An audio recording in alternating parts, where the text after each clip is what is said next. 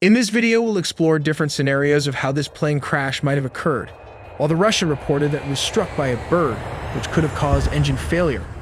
However, there are also several other reports suggesting that the plane was hit by a Russian Pantsir missile system supported by video evidence, all in the video ahead.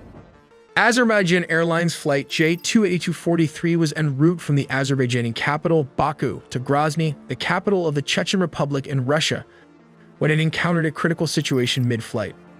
The aircraft was forced to make an emergency landing approximately 3 kilometers, which is around 1.8 miles away from Aktau, a city located on the eastern shore of the Caspian Sea in Kazakhstan. The incident resulted in the plane crashing on the opposite shore of the Caspian Sea, after what was described as an emergency maneuver. The nearest Russian airport along the plane's intended flight path, located in Makhachkala, the capital of Dahgesstan. The Embraer E-Jet family is a narrow-body, short to medium-range, twin-engine jet airliners with 114 seats designed and produced by Brazilian aerospace manufacturer Embraer. Let's take a look at 2 scenarios of what happened to this plane crash. In Scenario 1, the Russian authorities claim that the plane was struck by a bird. This alleged bird strike caused an engine explosion which severely damaged the plane's hydraulic systems. The loss of hydraulic fluid rendered the aircraft unable to maintain altitude, resulting in a steep descent and ultimately leading to the crash. In Scenario 2, we have a detailed timeline. At 10:43 a.m. Kazakh time, which is 5:43 GMT, Russia's Rostov Air Traffic Control Center received a signal indicating that the crew had decided to divert the flight to Aktau due to adverse weather conditions in Baku and Makhachkala, a city in Russia's Dahgesstan region. At 10:53 a.m., the Rostov flight director informed Aktau's flight manager that an oxygen tank in the passenger cabin had exploded. This explosion reportedly caused passengers to lose consciousness, prompting the crew to request immediate medical assistance upon landing. Emergency teams were swiftly mobilized at Aktau Airport in preparation for the aircraft's arrival. At 11:02 a.m., the pilots made contact with Aktau Airport's air traffic control tower. Despite their efforts, the crew faced significant challenges during their descent. They attempted to land twice but were unable to maintain altitude or stabilize the aircraft. Tragically, at 11:28 a.m., contact with the crew was lost, and moments later, the plane crashed to the ground. This means the plane was hit between 10:30 to 10:53 a.m. Kazakh time by the Russian anti-air defense system.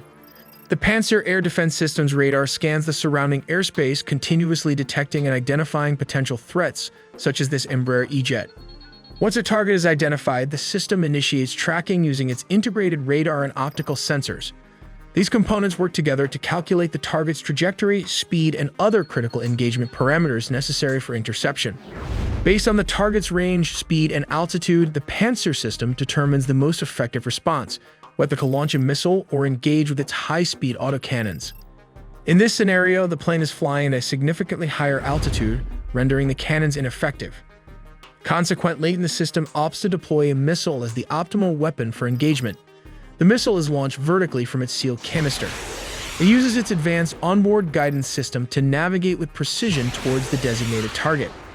As the missile approaches, its onboard sensors continue to track the civilian aircraft, which in this case is tragically identified as an Azerbaijani civilian aircraft. The missile carries a 25-kilogram high-explosive warhead.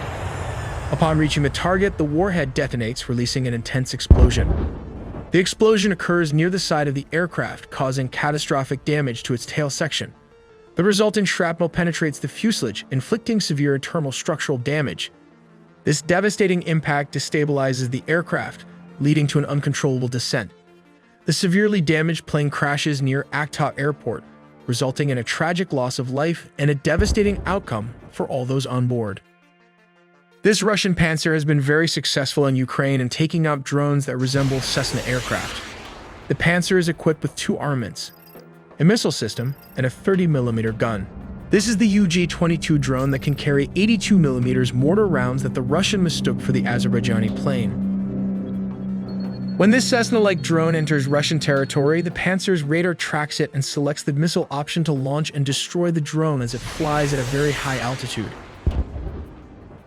The Pantsir missile and gun system crews are responsible for monitoring and securing the airspace in designated areas, typically a few kilometers from populated regions, to ensure the safety of civilians.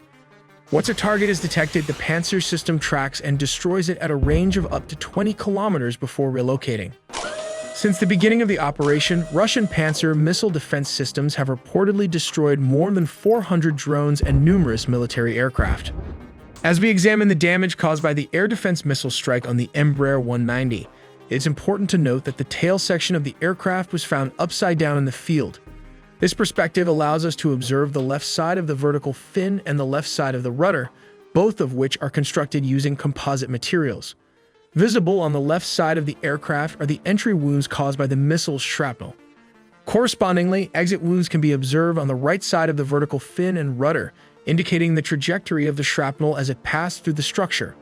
These missiles are equipped with proximity fuses, designed to detonate the warhead when the missile is near its target.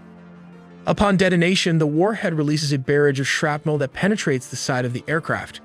This type of damage is particularly devastating as the shrapnel often severs critical hydraulic lines and other essential systems. Here we can clearly see the shrapnel impact on the left side of the vertical fin, where it entered the aircraft, causing catastrophic damage that likely contributed to the loss of control. Here you can see the damage penetrating the right portion of the rudder. This is the exit hole of the shrapnels, where the damage departed from the composite structure of the rudder. Next, he moves into the vertical fin portion, and here you can clearly see the shrapnel exiting through the aluminum structure of the vertical fin. Now you're looking at the top of the fuselage, right here where his hand is positioned.